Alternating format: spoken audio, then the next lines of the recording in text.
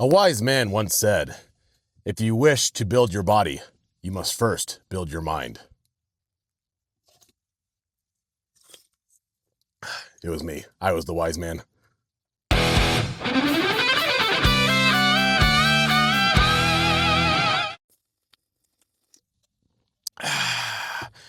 Open a book indeed. That's what we're talking about today. I have three books that if you want to if you want to actually make progress in your fitness journey and you want to do it, quickly, as quickly as you can, as quickly as can be reasonably expected. Basically, you don't want to go into the gym. Here's what we don't want. We don't want to go into the gym and not really know what the fudge we're doing and just kind of do this random thing over here and this random thing over here. And I saw this girl on Instagram doing this and she has a really nice butt and I want a nice butt, so I'm going to do that too. But then you do it and you do it for several weeks and it takes several weeks or several months before you go, this isn't working. Let's skip all of that. I would love to just skip over all that and just start by doing mostly the right things. Everyone's a little different. Everybody's bodies are a little bit of a puzzle box. Some puzzles are more complicated than others. You know, if you're a young man, a young 20-year-old man, it's like a 10-piece puzzle. If you're a 48-year-old woman going through menopause or post-menopause, your puzzle looks more like a jigsaw, like a 100-piece jigsaw. But you can still gain knowledge and make educated guesses and be mostly on the right track, hit closer to the target depending on how much you know. Now, if you're listening to my channel and you're listening to me talk and pontificate and you're going to have a pretty good idea of what to do. My advice is pretty universal. It's going to work for most people, but I was not always this smart. I wasn't always this wise. Sometimes when we want to grow, we have to read a lot. Easy for me, because I like reading. And I'm going to tell you today 3 books that I think every beginner lifter should read. Everybody, if you're just barely getting into strength training, these would be a good start. You should always be reading, always be expanding your mind. Brains before gains, I always say.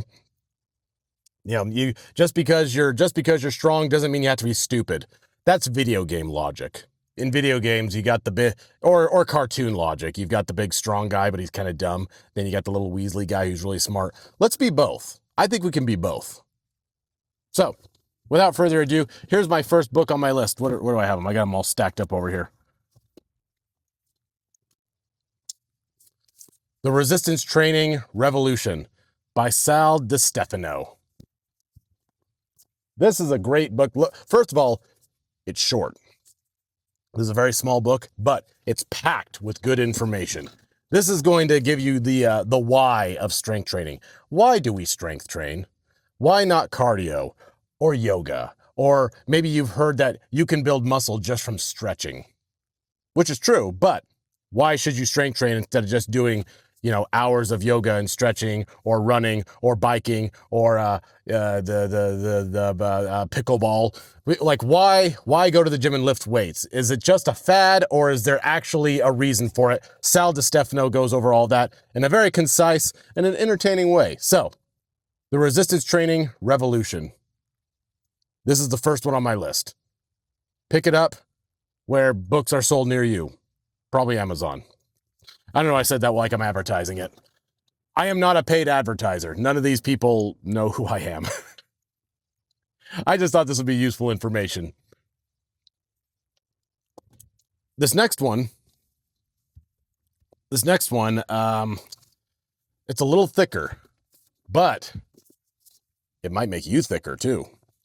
Bigger, Leaner, Stronger by Michael Matthews. Now, a lot of these books I'm recommending right now, this one especially, I believe when I first decided I was going to get into training, I realized I needed to learn as much as I could, like have actual brain knowledge instead of just my own experiences at the gym. So I got into Amazon and I typed in workout books, I guess. I don't know what I typed in, but this was one of the first books that came up. So I bought it. It's worth it. This book, similar to the one that I just showed you, although it's a little bit thicker, in the Strength Training Revolution, Sal Stefano tells you why we strength train, and he goes a little bit into technique and how to strength train, but not nearly as much as Mike Matthews does. Mike Matthews talks a little less about why we strength train and more about how to strength train and how to program. It's more than just going into the gym and lifting heavy weights. There's, how many reps do you do? How many sets do you do? What the fudge is the difference between a set and a rep? How many times a week should you go in? What should you eat while you're going in and lifting weights? What about sleep? What about supplements? What about equipment? What kind of equipment should you be using? Free weights versus machines, things like that. Mike Matthews goes over almost all of it in Bigger, Leaner, Stronger. This is a great book for people who are just getting into it and they just need to figure out the basics.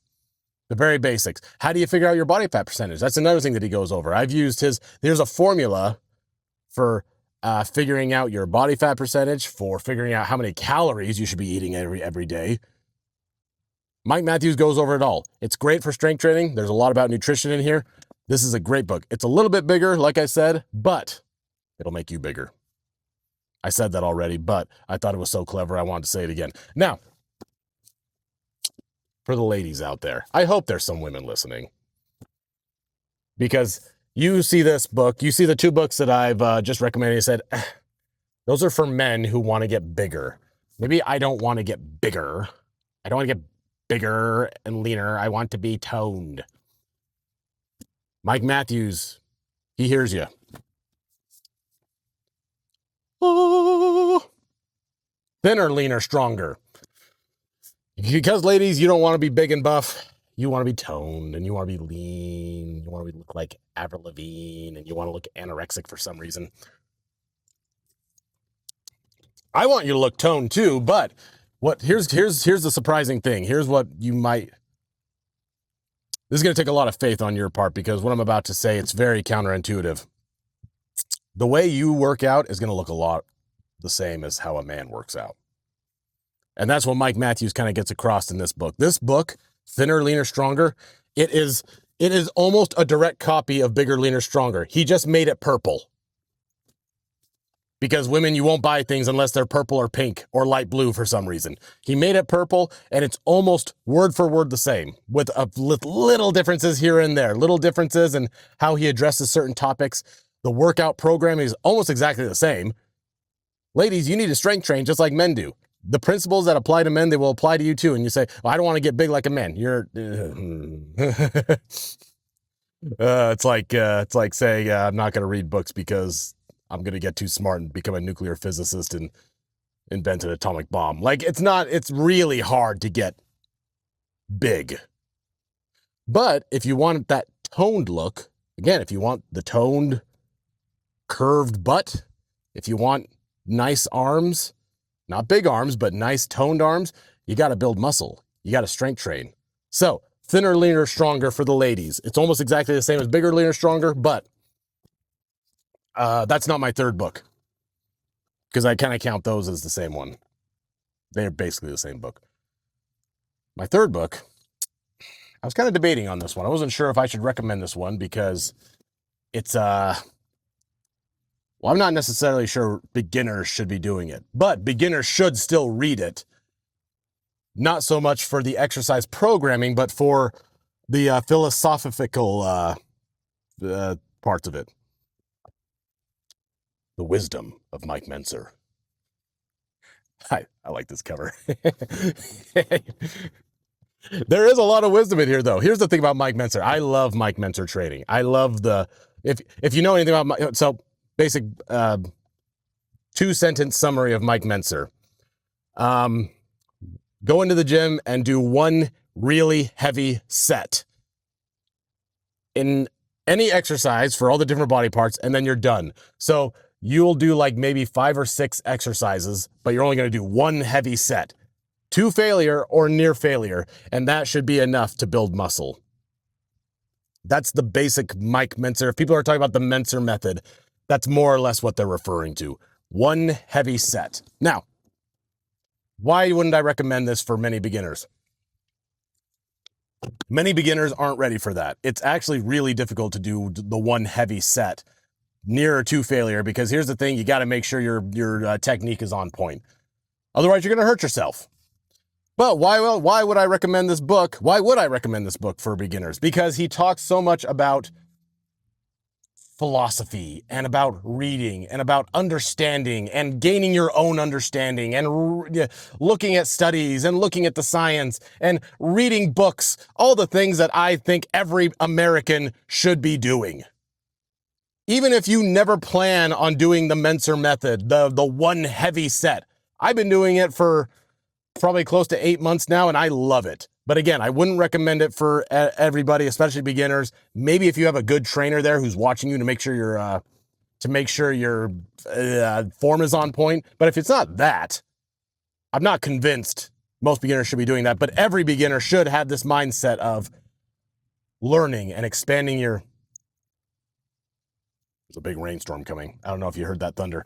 Every lifter, every American fitnocrat, every American who wants to call himself an American or listen to my channel and call yourself an American fitnocrat, you should have a desire to learn and expand your mind. Brains before gains. Mike Mentzer is a huge proponent of that. I mean, you can tell as you read his words, he is very, very well learned.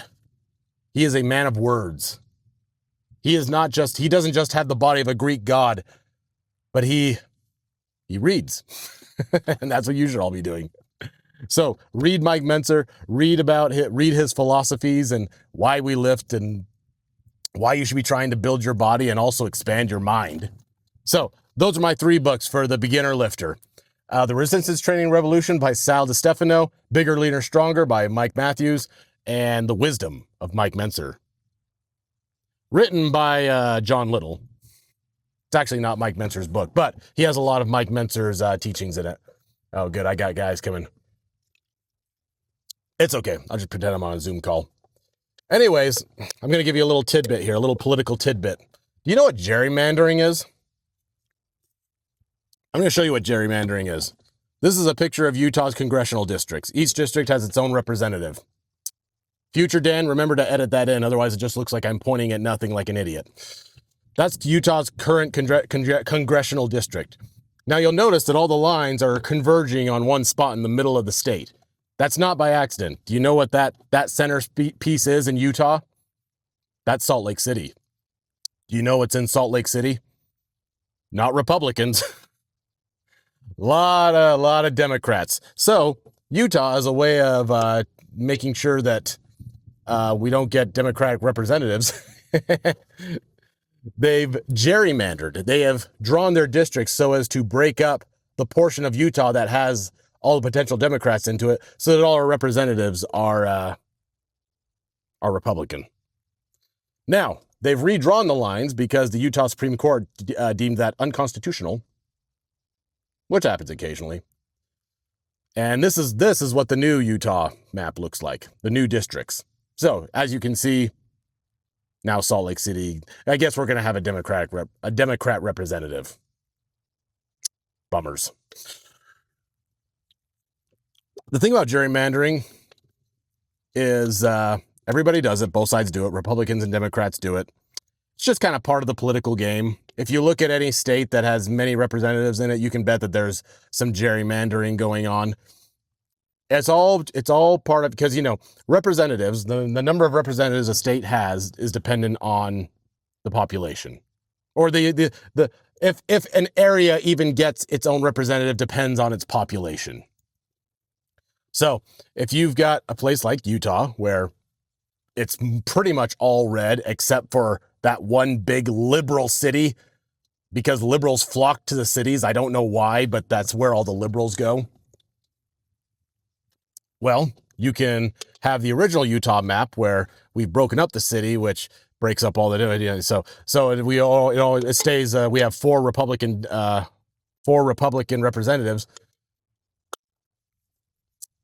But now we have we're gonna have 3 Republican representatives, and I mean, theoretically we could still have 4, but it's almost certainly going to be a Democrat because everybody in Salt Lake City is liberal. And now it's starting to rain, so I guess that's my cue to stop. Gerrymandering. Books. Read. I'm Dan Adams. Go forth, my fitnocrats.